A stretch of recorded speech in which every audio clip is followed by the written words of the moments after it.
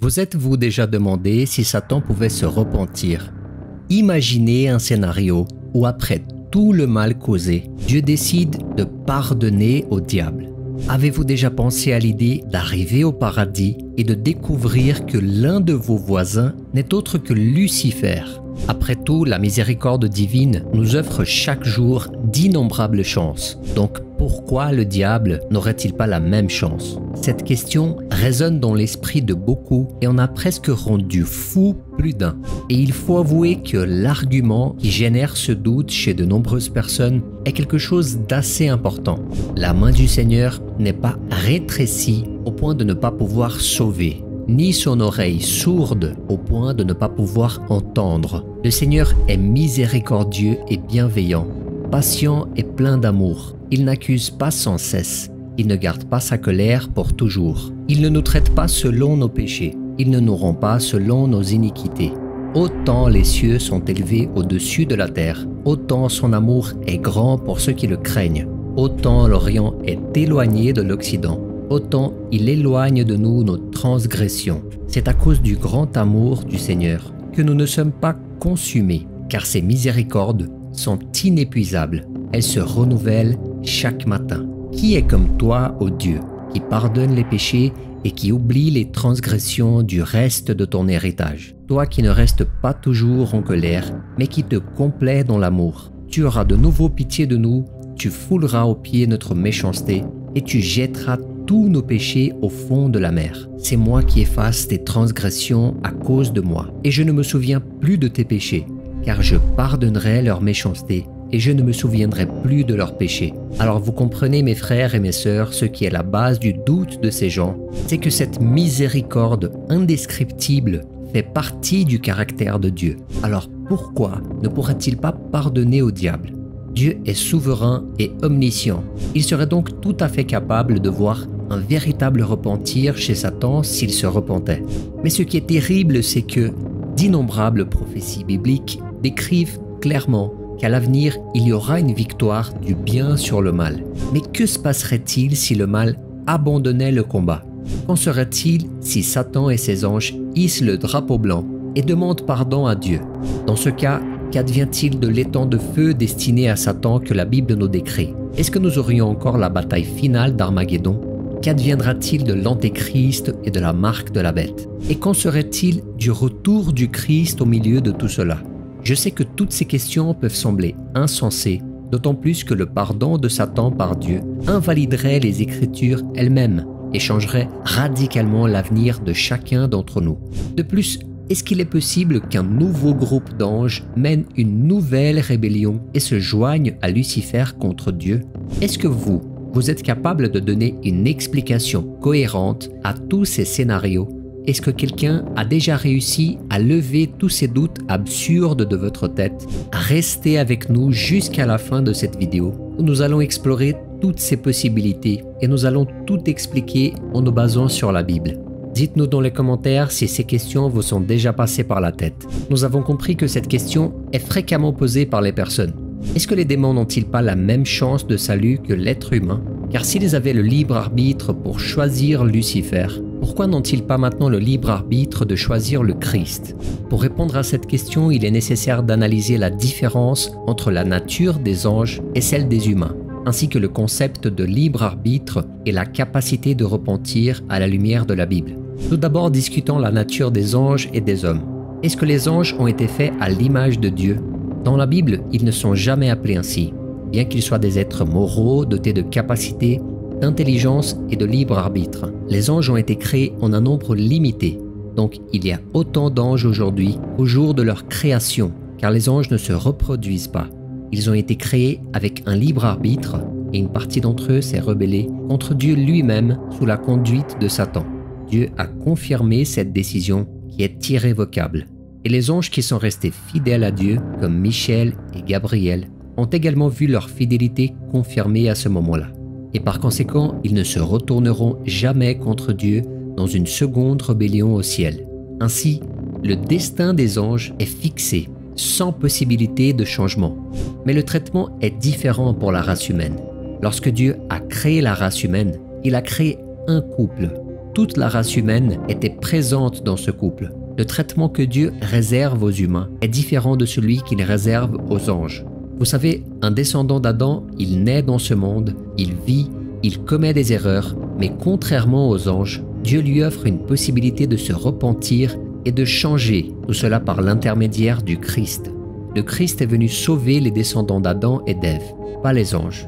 Dieu a créé les anges et les hommes avec des natures et des capacités différentes. Les anges, y compris Lucifer et un tiers des anges qui se sont rebellés, avaient le libre arbitre et ont choisi consciemment de s'opposer à Dieu. Leur rébellion était une décision autonome, sans influence extérieure, contrairement aux humains qui ont été trompés par le serpent dans le jardin d'Éden. Et pour clarifier cette question, regardons ensemble ce que nous dit le verset 10 du chapitre 20 d'Apocalypse. « Et le diable qui les séduisait fut jeté dans l'étang de feu et de soufre, où sont la bête et le faux prophète. Ils seront tourmentés jour et nuit au siècle des siècles. » Il faut comprendre qu'il existe une impossibilité du repentir pour les anges déchus aujourd'hui. Comprenez quelque chose, les démons, y compris Lucifer, n'ont aucune chance de salut, car le mal est né en eux. Ils se sont trompés eux-mêmes et ont décidé de se rebeller contre Dieu de leur propre chef. Contrairement aux êtres humains qui ont été trompés par le serpent, les anges déchus n'ont pas été influencés par des forces extérieures. Comme je vous ai dit, le mal est né en eux.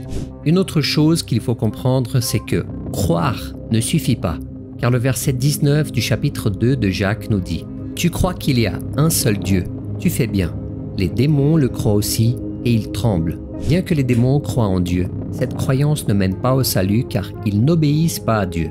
Ils ne lisent pas la Bible, ils ne prient pas, ils ne se repentent pas et ne cherchent pas à changer leur vie. Donc leur croyance est purement intellectuelle, sans aucun acte d'obéissance. Ils sont certains de l'existence de Dieu, donc ils croient, mais ils ne peuvent pas être rétablis après leur acte.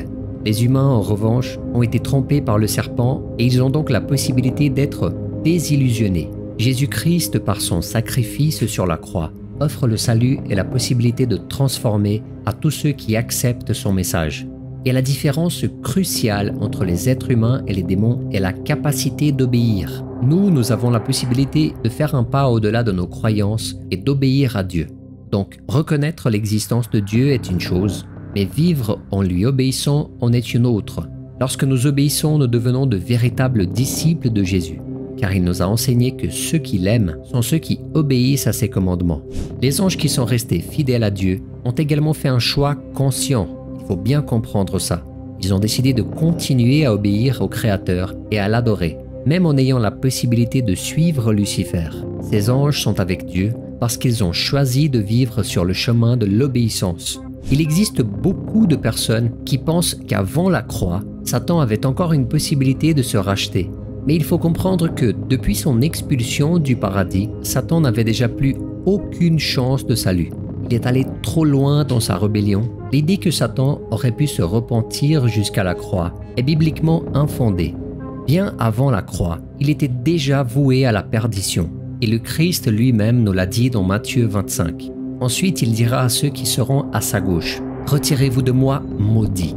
Allez dans le feu éternel préparé pour le diable et ses anges. » Cette déclaration de Jésus a été faite avant la crucifixion, ce qui nous montre que la condamnation de Satan était déjà établie à ce moment-là. Alors, il faut réaliser une chose très importante. Ce feu éternel, cet enfer qui a été préparé pour le diable et ses anges, ne s'agit pas d'un enfer conditionnel, du type « ce n'est pas un lieu qui n'existera que si le diable reste tel qu'il est, mais si pour une raison ou une autre il change, eh bien ce lieu cessera d'exister. » Le texte biblique nous donne une certitude. Ce feu éternel a été préparé pour le diable et pour ses anges. Alors cette déclaration de Jésus souligne la certitude dans l'existence de l'enfer en tant que destin préparé et défini pour le diable et ses disciples. Et cela n'a pas de condition de changement. Satan a endurci son cœur et cela l'a mené à sceller son destin.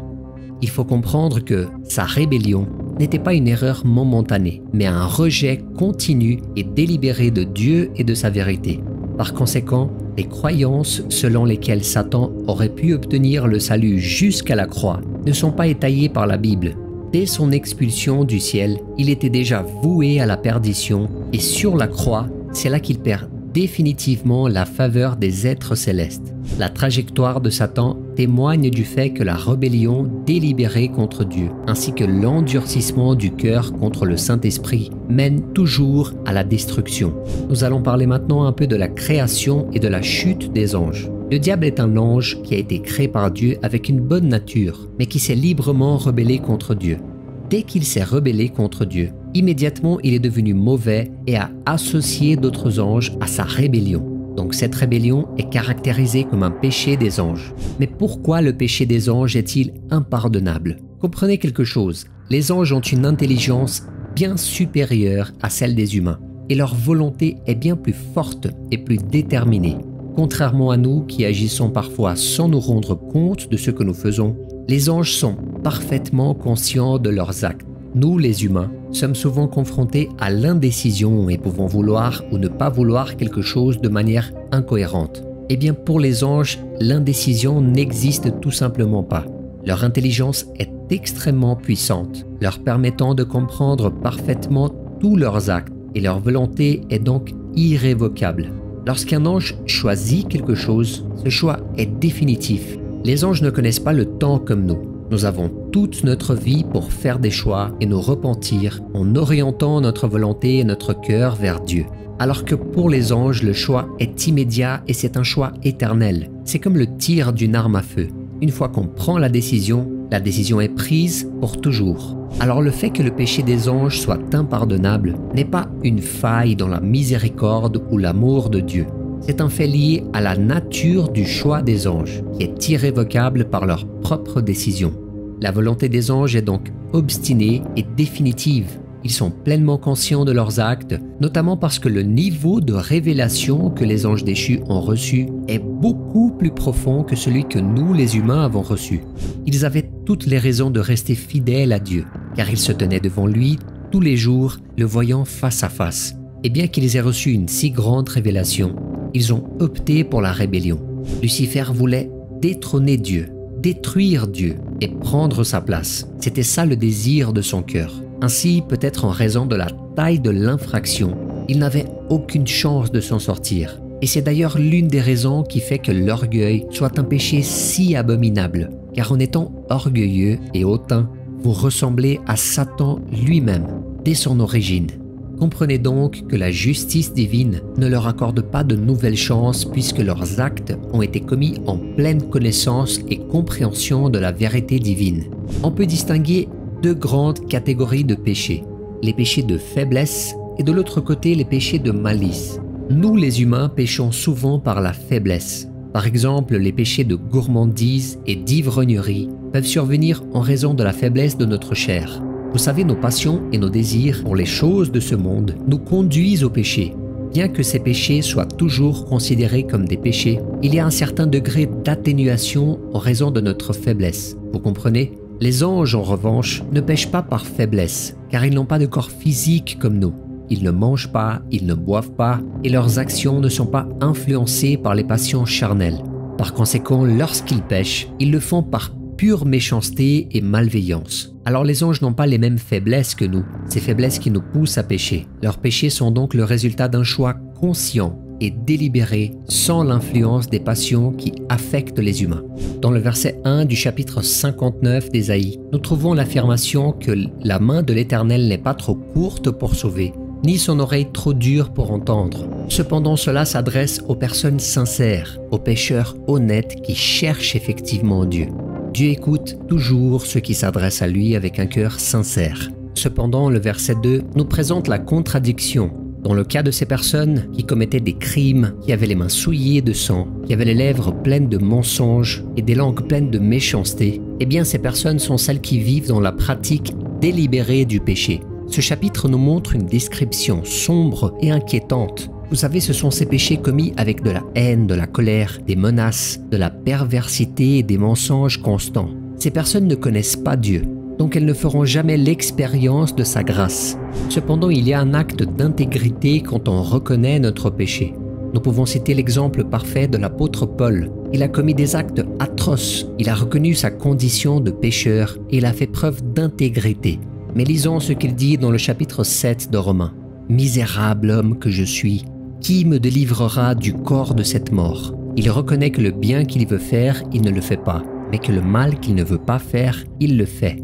Cependant, il remercie Dieu pour la croix de Jésus et la résurrection qui apporte la délivrance et la fin de la condamnation à ceux qui sont en Christ. Selon les apôtres, les péchés commis par l'ignorance nous font l'objet d'une propitiation.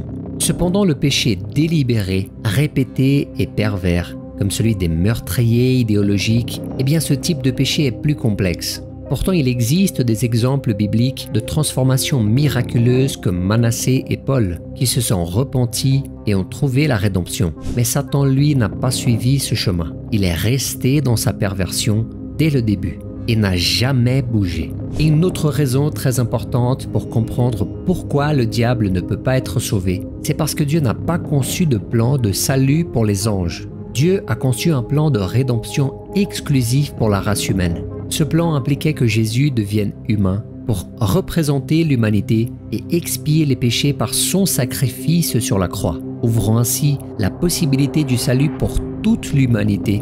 Mais il n'a pas étendu ce plan de salut aux anges. Dieu a décidé que tous les anges qui se sont rebellés contre lui seraient les objets de sa colère. Cela inclut le diable et les anges déchus qui sont soumis à la colère de Dieu au feu de l'enfer. La décision était claire. Il n'y aura pas de salut pour les anges déchus. Ils seront punis pour leur rébellion et il n'y a pas de plan de rédemption pour eux. Le diable ne peut donc pas être sauvé car Dieu, dans sa souveraineté, a décidé de ne pas inclure les anges déchus dans son plan de salut. Et même si Lucifer voulait se repentir, il ne pourrait pas car Dieu a confirmé sa décision éternellement. Et pour Adam, la situation était tout à fait différente. Immédiatement après le péché d'Adam, Dieu a promis qu'un jour, un descendant de la femme viendrait écraser la tête du serpent, symbolisant la rédemption par le Christ. Donc, lorsque Jésus est mort sur la croix, c'est à ce moment qu'il a écrasé la tête du serpent. Comprenez donc que dès le péché de l'homme, Dieu a déjà présenté le plan de salut. À ce moment-là, Jésus avait déjà été livré pour mourir pour nos péchés, dès la fondation du monde, dès le tout début. Et en plus de ça, certains théologiens expliquent que tout péché qui est commis dans l'éternité engendre par conséquent la damnation éternelle. Certains experts expliquent d'ailleurs que c'est l'une des raisons pour lesquelles l'homme a été expulsé du jardin. Car s'il restait dans le jardin éternel de Dieu, la condamnation qu'il recevrait serait éternelle elle aussi. Mais Dieu les a chassés afin de pouvoir les sauver par Jésus-Christ. C'est la preuve de l'amour infini de Dieu pour moi et pour vous. Il savait que notre péché méritait une condamnation éternelle, mais il a lui-même créé les moyens pour que cette faute incommensurable puisse être pardonnée. Il s'est donc sacrifié. Dieu s'est fait homme par son Fils Jésus et il est mort pour nous. Et il nous a ainsi libérés de la juste condamnation de nos péchés. Alors bien qu'on puisse penser qu'un jour Satan et ses anges peuvent se repentir, il s'avère que le mal ne cessera jamais de se battre. Le diable ne hissera jamais le drapeau blanc. La Bible nous dit qu'il pratique le mal jour et nuit, même en connaissant son destin. Il ne montre aucun signe de repentir. Il a rejeté Dieu, il ne s'est pas repenti et il entraîne les autres personnes dans le péché dès qu'il en a l'occasion. Lisons ensemble quelques versets du chapitre 20 de l'Apocalypse. Quand les 1000 ans seront accomplis, Satan sera relâché de sa prison et il sortira pour séduire les nations qui sont aux 4 coins de la terre, Gog et Magog, afin de les rassembler pour la guerre. Leur nombre est compté comme le sable de la mer. Ils montèrent à la surface de la terre. Ils investirent le camp des saints et la ville bien-aimée. Mais un feu descendit du ciel et les dévora.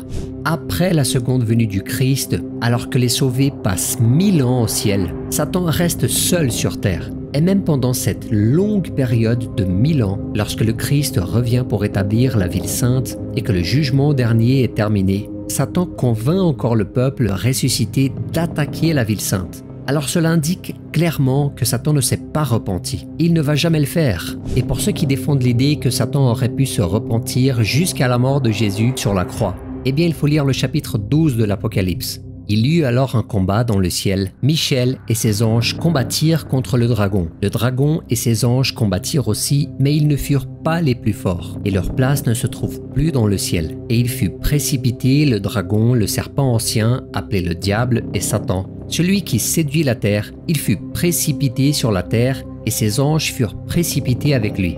Satan a été expulsé du paradis suite à une guerre. Et étant donné que les guerres ne se produisent pas instantanément et qu'elles ne durent pas 1 ou 2 jours, Satan a eu d'innombrables occasions de voir l'amour de Dieu et de se repentir alors qu'il était encore au ciel. Mais mes frères et mes sœurs, le vrai repentir n'est pas quelque chose que nous produisons en nous-mêmes. C'est un processus qui a lieu lorsque Dieu nous montre son amour et que nous acceptons sa grâce salvatrice. À l'époque, Lucifer a rejeté toutes les occasions de se repentir. Même après avoir été témoin de tout l'amour de Dieu, il a décidé, il a choisi de se rebeller, ce qui a entraîné son expulsion définitive du paradis. Et maintenant, nous arrivons à une question fondamentale. La question que vous vous êtes déjà certainement posée des dizaines et des dizaines de fois, mais n'avez probablement pas réussi à répondre. Si Lucifer ne peut pas être pardonné et ne le sera jamais, eh bien pourquoi le Créateur n'a-t-il pas tout simplement ôté la vie à Satan? Pourquoi il n'a pas tué le mal dans l'œuf une fois pour toutes? Pourquoi Dieu n'a pas éliminé son ennemi à ce moment-là? Eh bien, tout d'abord, il convient de savoir quelque chose que beaucoup de gens ne comprennent pas. Lorsque nous disons que le diable est l'ennemi de Dieu, eh bien, d'une certaine façon, nous mettons le diable sur un pied d'égalité avec Dieu. Vous êtes d'accord? Cependant, Dieu est un être suprême, tout-puissant, et par définition, il ne peut tout simplement pas avoir d'ennemis qui soient ses égaux. L'impression qui se dégage des propos de certains est que Dieu a besoin de s'épuiser pour affronter et pour vaincre le diable. Mais ce doute reste encore dans notre tête. Pourquoi Dieu n'a pas éliminé Satan? Mes frères et mes sœurs, cette question est si profonde qu'elle mérite qu'on y réponde par une autre question. Si le Christ est Dieu et que le Christ est mort, comment un Dieu éternel peut-il mourir? Et si Dieu est Dieu, comment peut-il y avoir un grand conflit entre le bien et le mal? Mes frères et mes sœurs, il n'y a pas de comparaison possible entre la puissance divine et la puissance des ténèbres. Le conflit n'est pas une lutte entre puissances équivalentes. Dieu ne combat pas le diable en utilisant ses pouvoirs divins, car s'il le faisait, il n'y aurait pas de combat. Ça serait tout simplement un massacre. Le fait qu'il y ait un grand conflit entre le bien et le mal signifie que Dieu ne combat pas avec les armes de Dieu, mais avec le caractère de Dieu. Vous savez, la rébellion dans le ciel qui s'est étendue à la terre, eh bien, elle a commencé par l'accusation que Dieu était un despote, un tyran qui exigeait un culte forcé. Le diable ne se contente pas de nous accuser de nos péchés, mais il veut s'approprier de nous comme dans le cas de Job.